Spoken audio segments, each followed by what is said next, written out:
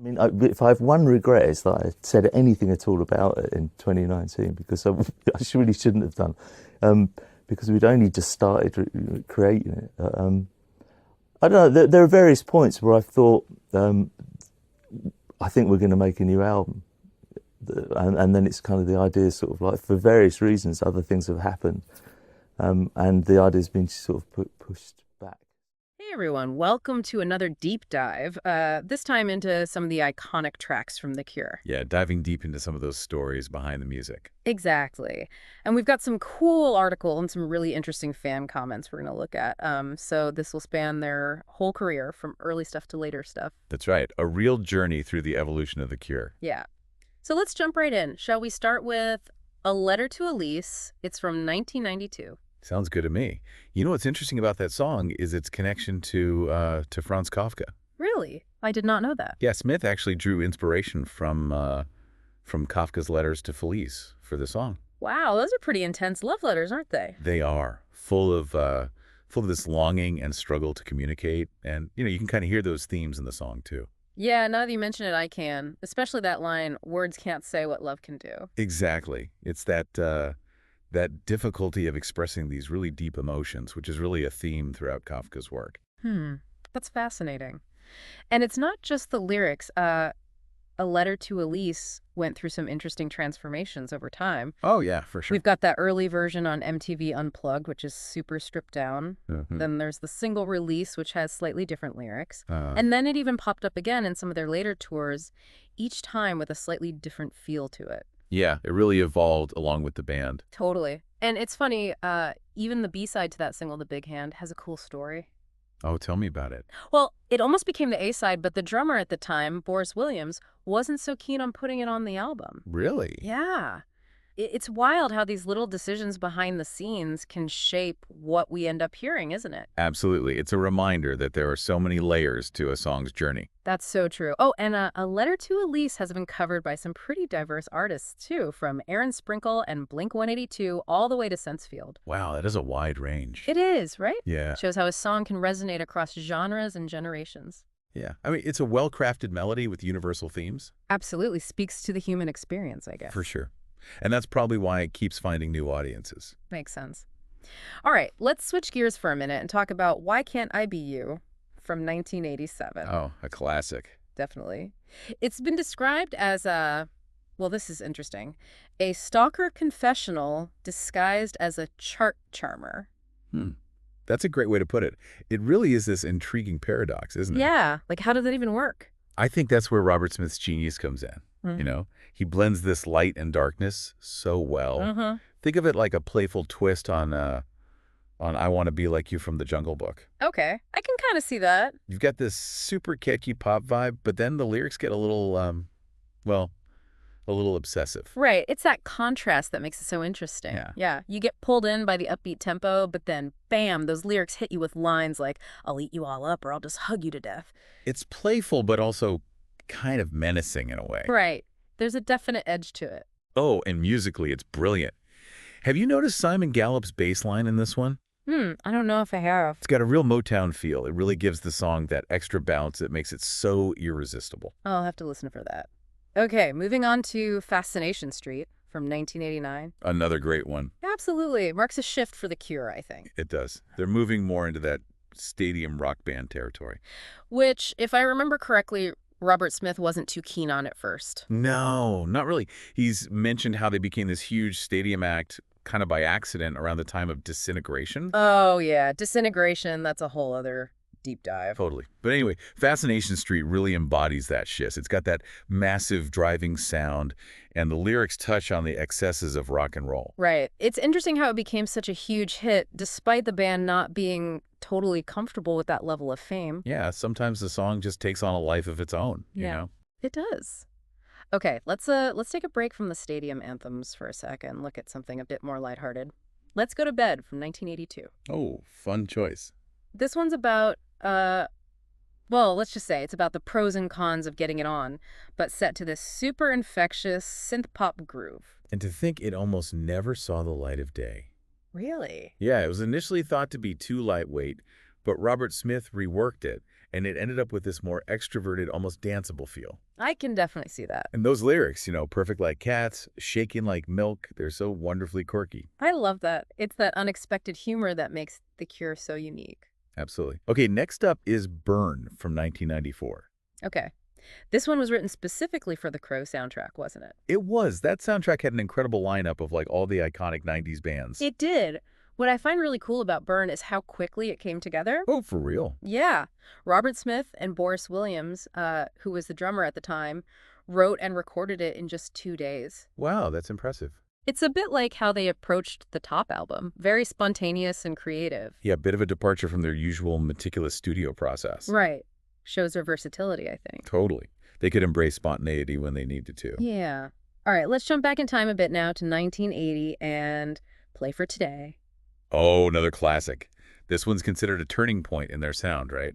It is. It marks the end of their, what some people call their angst pop phase. Those super raw and intense songs. Exactly. And you can definitely hear a shift in the music. It's got this chilly, almost austere feel. Yeah, the drumming on this one is so unique. It creates this almost frosty sound.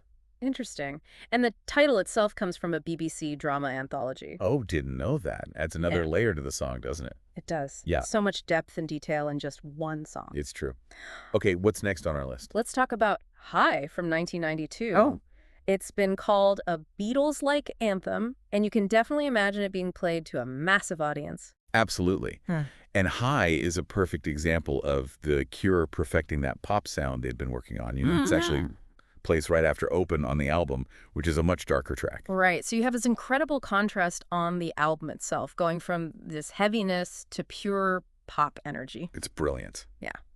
All right. It's time to talk about Disintegration from 1989. Here we go. This one always gets people talking. It does. And we actually have a comment from a fan who says, and I quote, "When I heard it, I just stopped in my tracks. The opening melody, and then when the piano comes in, unreal. Don't even get me started on the lyrics. Yeah. I want to know what other people think about this song. How do you interpret it? What does it mean to you?" So what do you think? How do you interpret Disintegration? Well, I think it's safe to say Disintegration is a powerful song. And a lot of that comes from how it perfectly marries music and lyrics. Like, it starts with this slow build, this creeping dread that just grabs you from the first note. Right. And then the lyrics, they explore themes of loss and regret and the passage of time. It all amplifies that feeling. Yeah. And you're left with this song that just gets under your skin. It really does. It's like feeling the weight of all those emotions as a shared human experience almost. Yeah, exactly. All right, let's move on to the enigmatic Fire in Cairo from 1979. It's got this unsettling mystique to it, doesn't it? Oh, totally. Like a dream you can't quite decipher. Exactly. No. And I think the ambiguity of the lyrics is intentional. Yeah, the Fire in Cairo itself remains open to interpretation. Right. And they even spell out the title in the lyrics, which I always thought was interesting. It is. And the way they use those Eastern-inspired chords, it's all so well crafted. Yeah. It's a glimpse into Robert Smith's lyrical talent, even at this early stage in their career. It really is. Okay, ready for our last song for this part of our deep dive? Let's do it. Okay, so we're finishing with Jumping Someone Else's Train, also from 1979. Another early one. This one's historically significant because it was bassist Michael Dempsey's last song with the band. That's right, and it's a powerful statement, too. The song critiques the mod and ska revivals that were happening at the time. Right, and that critique is in both the lyrics and the music. Exactly. You hear that frenetic energy that was different from what they'd become known for later on. Totally. They were really challenging conventions with this one, wouldn't you say? Definitely. Always experimenting, pushing boundaries. Yeah. And there are some really cool details in this song, too. There's a guitar chord that sounds a lot like Pete Townshend's style in The Who. Oh, yeah. Give it that raw energy. And then there's Tolhurst's drumming, which mimics a train rushing down the tracks. It's like they're painting a picture with sound. Exactly. They're inviting you on this wild ride, and you can't help but get swept up in it. Totally. Well, I think that's a good place to stop for now. We've covered quite a bit of ground in this first part of our deep dive into The Cure. We have. It's amazing how much musical territory they covered, even in those early years. Yeah, and we still have plenty more Cure classics to unpack. So stay tuned for part 2, where we'll delve even deeper into their music and the stories behind it. I'm looking forward to it. It's amazing how even in those early songs, you can hear the seeds of what The Cure would become. Right, like they were already building those sonic landscapes. Exactly. And speaking of journeys, I think it's time we jump ahead a few years to 1987. Okay. To the album Kiss Me, Kiss Me, Kiss Me. Oh, yeah, Kiss Me, Kiss Me, Kiss Me. It's a big one. It is. It really showcases their range. You've got those dark, brooding tracks and then those infectious pop songs. It's also when they started to gain major recognition in the U.S., right? It is. It's like their music crossed over and connected with a much wider audience. It did, and I think that's because they weren't afraid to experiment, to blend genres. Right. They weren't trying to fit into any specific box. They were just being The Cure. Exactly. They have this authentic sound, and it resonated with people. Totally. And out of that eclectic mix of sounds on Kiss Me, Kiss Me, Kiss Me, Yeah. you get a track that I think really captures their essence. Which one? Just Like Heaven. Oh, Just Like Heaven. Such a classic. It is. It has that dreamy, ethereal quality, but also this driving energy. Yeah. And the lyrics are pure Robert Smith, romantic and melancholic, but with a glimmer of hope. Absolutely. It's like he creates this whole world with that song. He does. It's so transportive. It is. Musically, it's just masterful, too. Those layered guitars, the driving drums, and that signature bass line. It's funny how it became a hit almost by accident. Really? Yeah. It wasn't even released as a single in the UK initially. It was college radio and MTV airplay in the US that really made it take off. That's amazing. It shows you the power of word of mouth, how a song can connect with people organically. Yeah. It was a different time, and Just Like Heaven captured something that resonated with people. Absolutely. It reminds us that sometimes the best things happen naturally. Totally. But Kiss Me, Kiss Me. Kiss Me wasn't all dreamy pop anthems. There's a darker side to it, too. Oh, for sure. Like The Kiss. The Kiss, yes. It's got this brooding, almost gothic atmosphere. It does. And those lyrics, they delve into some pretty intense themes. Yeah, obsession, desire. It gets pretty dark. And musically, it's one of their more experimental tracks, wouldn't you say? Oh, yeah, definitely. All those swirling synths and dissonant guitar chords create this feeling of unease. It's like a soundtrack to a psychological thriller. It is. And such a contrast to a song like Just Like Heaven on the same album. Yeah, but that's The Cure for you. They're not afraid to explore these different moods. Right. They embrace the full spectrum of human emotion, and that's part of what makes their music so captivating. Absolutely. So we've explored Kiss Me, Kiss Me, Kiss Me. What other album should we add to our deep dive? Well, we can't talk about The Cure without talking about Disintegration. Disintegration, that's a big one. It is. Released just a couple years after Kiss Me, Kiss Me, Kiss Me, it's considered by many to be their magnum opus. Yeah, Disintegration. It's a masterpiece. It is. It's epic in scope, but at the same time, it's so intimate and emotionally raw. The first time I heard it, I was just blown away by the sheer beauty and sadness of it all. Me too. The music is so rich and layered, all those guitars and keyboards and synths just weaving together. Yeah, and then Robert Smith's voice, it's haunting.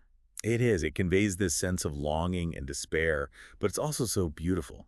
And it's even more powerful knowing that he wrote it during a really difficult time in his life. Yeah, he was turning 30, disillusioned with the music industry, and battling his own demons. All of that emotion went into the music. They did. It's a cathartic album, almost like he's exercising those demons through the songs. Yeah, and that rawness, that honesty is what makes it resonate with so many people. It's like he's saying it's okay to not be okay. Right. And he's doing it through these incredibly beautiful and moving songs. Exactly. Are there any specific tracks on Disintegration that you think stand out? Oh, there's so many. I know, right? It's hard to choose. Plain Song is a great place to start. Plain Song, yes. Yeah. As the opening track, it sets the tone for the whole album. It's got that atmospheric, almost cinematic feel. It does.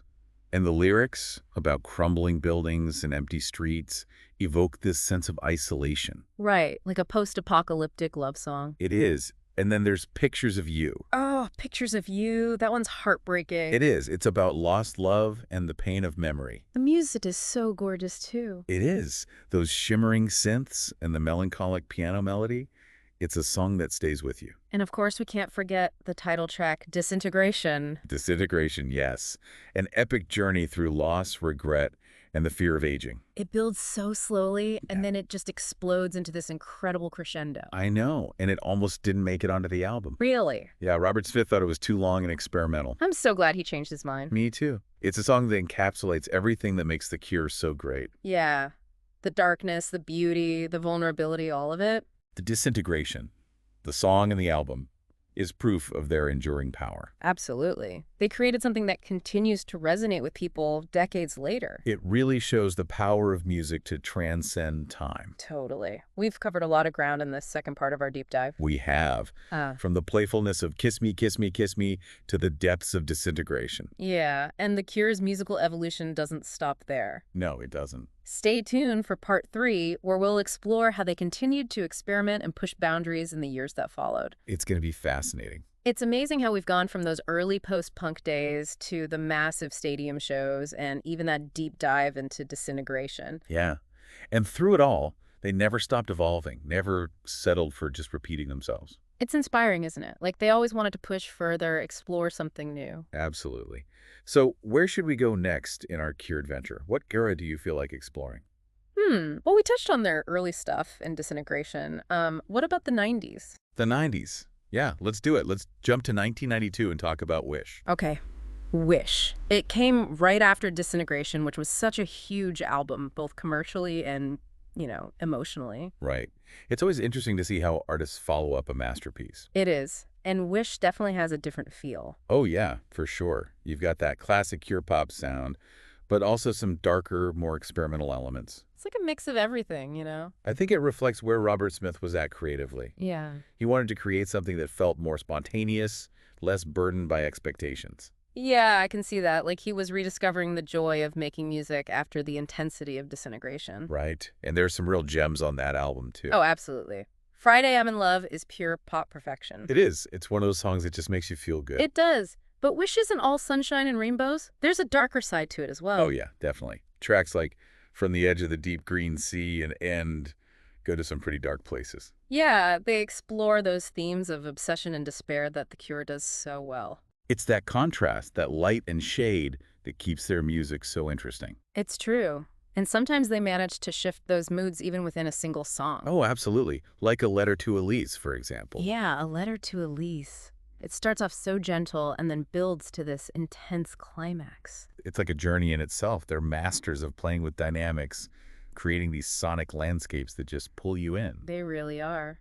And speaking of pushing boundaries, there's another album from the 90s that I think we should talk about. Wild Mood Swings. Wild Mood Swings. Oh, yeah. That one's often overlooked, but it's a fascinating album. It is. It's probably their most experimental, with all these different influences from Latin music to electronica even. I know. It's like they were throwing everything at the wall and seeing what stuck. Right. And they weren't afraid to take risks, even if it meant that some experiments didn't fully work. Exactly. And I think that's what keeps a band fresh and vital. Totally. And even though it's experimental, Wild Mood Swings still has some great tracks. Oh, yeah, for sure.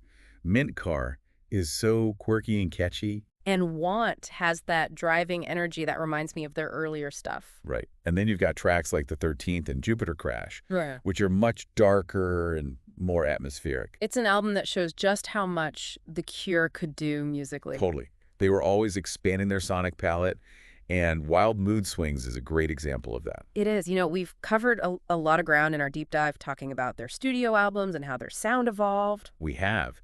But there's one element we haven't touched on yet. What's that? Their live performances. Oh, yeah. The Cure's live shows are legendary. They are. Those extended sets, their stage presence, and Robert Smith's whole look, it's an experience. Yeah. To really understand The Cure, you have to see them live. There's this energy, this connection with the audience. And Robert Smith, even though he can be introspective, he becomes this magnetic performer on stage. Yeah, it's like the music takes over and he becomes this conduit for all those emotions. And the band is so tight, you can tell they love what they're doing, and that passion just radiates out to the audience. And they've been doing this for decades, selling out arenas worldwide. It's incredible. It is.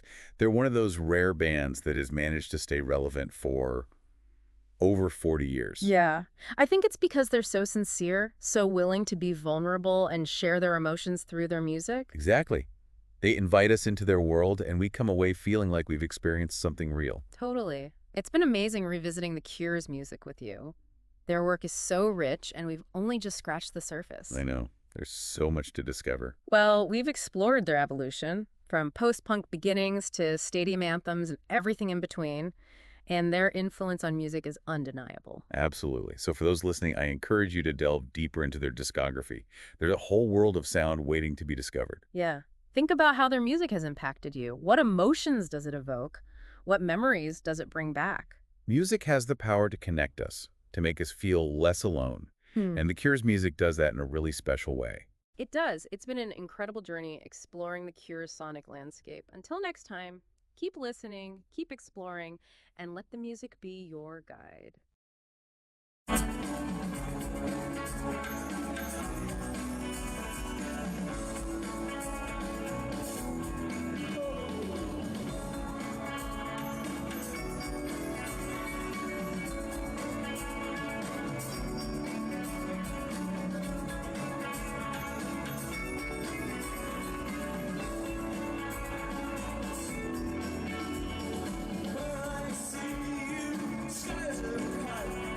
It's kind of like I can't get that high. The way you move, the how you walk so close, makes me want to stay.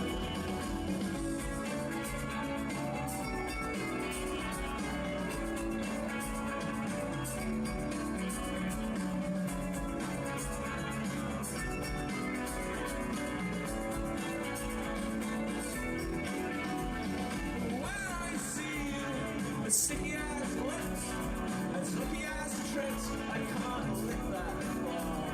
The way you pout, the way you shout out loud, it makes me want to stop.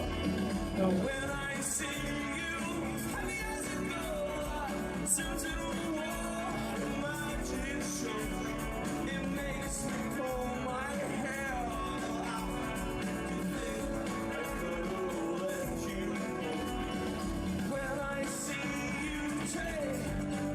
Sweet steps used to take, I say I'll keep on holding you. You're all so tight, never let you slip away.